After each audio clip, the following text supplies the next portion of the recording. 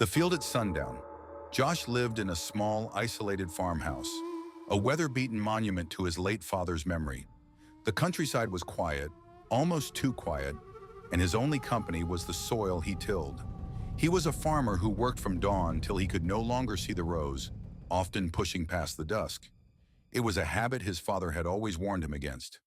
"Son," his father had once said, his voice low and serious, "you come in when the clock strikes 7. No good ever comes from being out in the field after that." One crisp autumn night, Josh ignored the old warning. The harvest was running late, and the moon was bright enough to see by. He was hooking the plow to the tractor, his watch reading 7:14 p.m., when a faint, reedy sound drifted on the wind. It was his name. "Josh!" He stopped, heart thumping. It sounded distant, almost swallowed by the vast open land, yet undeniably close. He called out, "Hello? Is someone there?"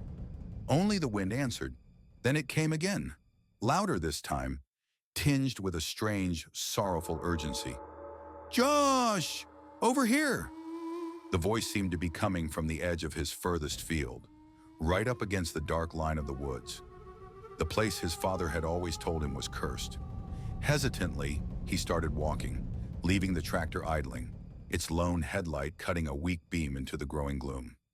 The echo in the woods. As he walked closer, the calling grew clearer. It wasn't a stranger's voice.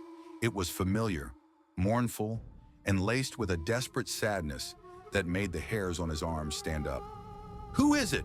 Josh shouted, picking up his pace, a cold dread pulling in his gut. When he reached the very last row of corn, he stopped dead. The calling had stopped. The air was dead silent. The shadows of the woods looked like skeletal hands reaching out.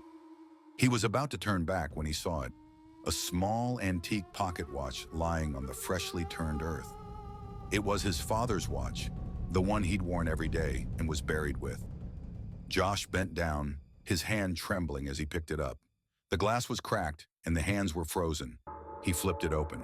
The time was stuck exactly at 7 o'clock. "Don't look up, Josh. Run!" A whisper, impossibly close, scraped in his ear, sounding exactly like his father's final gasping breath. The thrilling ending. Josh didn't question it. He didn't look up. He bolted, running back towards the farmhouse in the light of the tractor, clenching the frozen watch in his hand. He ran for his life, the silence of the countryside now a suffocating terror. He was halfway across the field when he heard a noise behind him, a slow, wet, dragging sound, and then a heavy